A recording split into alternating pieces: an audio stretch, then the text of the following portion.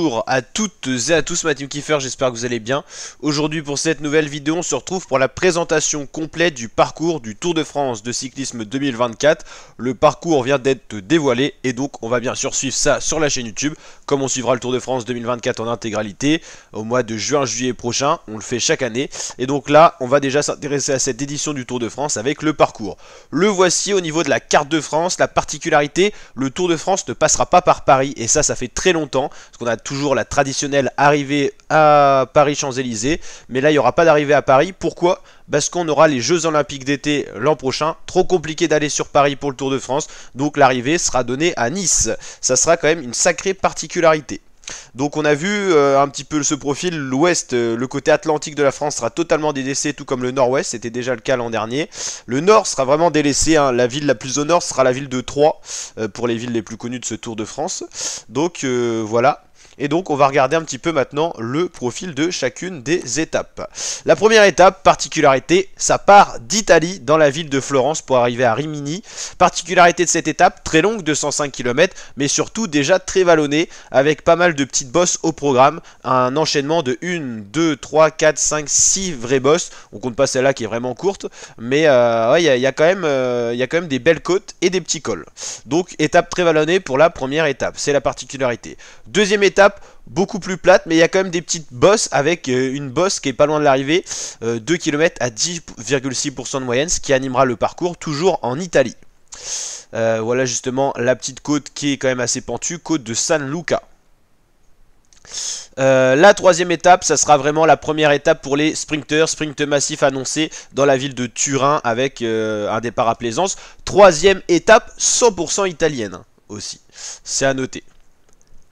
La quatrième étape, si je dis pas de bêtises, c'est bien ça, Pinerello-Valloire, départ en Italie, mais cette fois on arrivera pour la première fois en France sur cette étape 4.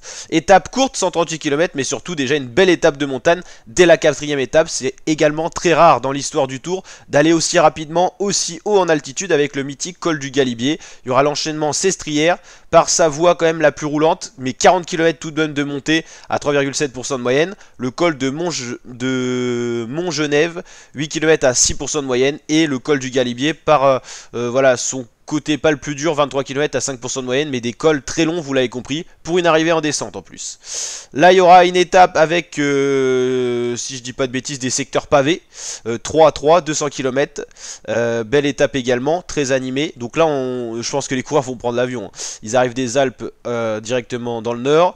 Ensuite, ah non, non, autant pour moi, c'est parce qu'en fait toutes les étapes sont pas encore détaillées, pardon. Donc étape 4 à étape 9, on n'a pas encore le profil de chacune des étapes.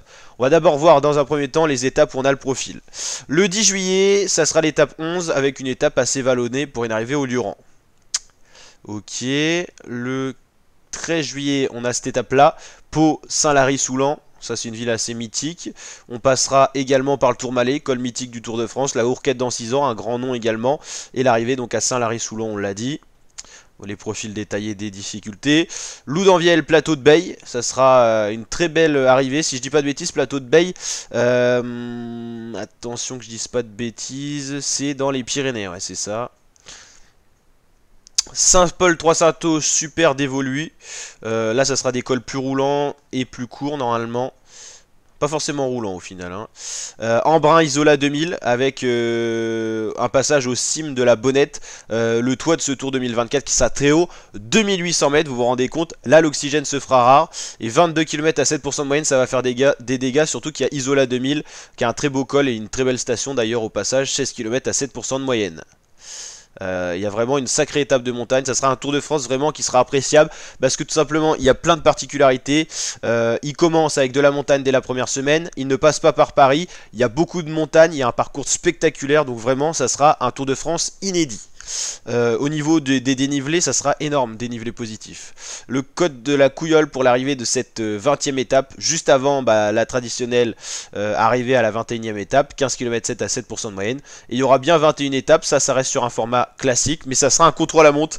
Arriver en contre-la-montre, c'est rare, et plus qui plus est un contre-la-montre très vallonné entre Monaco et Nice, deux très très belles villes, avec donc voilà la Turbie, 8 km à 5,6% de moyenne, et le col d'Aise, 1 km 6 à 8% de moyenne. C'est un col mais il fait que 2 km, d'accord, un peu moins d'ailleurs, mais ça sera très spectaculaire. Le Tour de France pourra se jouer jusqu'à la dernière étape, tout dépendra des écarts, mais en tout cas vous l'avez compris, un Tour de France très particulier, avec un parcours assez inédit. Il y aura quasiment 2 ou 3 passages sur le massif des Alpes, c'est énorme, et il y aura des passages un petit peu voilà, inédits.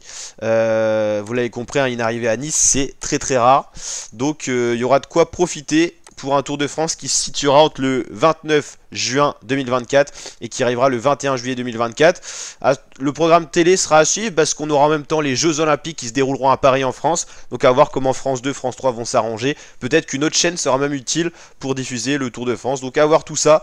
En tout cas, n'hésitez pas à liker la vidéo si cette présentation vous a plu, vous abonner, activer la cloche pour suivre les nouvelles du Tour de France. On suit ça dès maintenant et puis on va suivre pas mal d'autres choses sur la chaîne YouTube, notamment les JO. Donc n'hésitez pas à vous abonner, activer la cloche, partager, liker et commenter.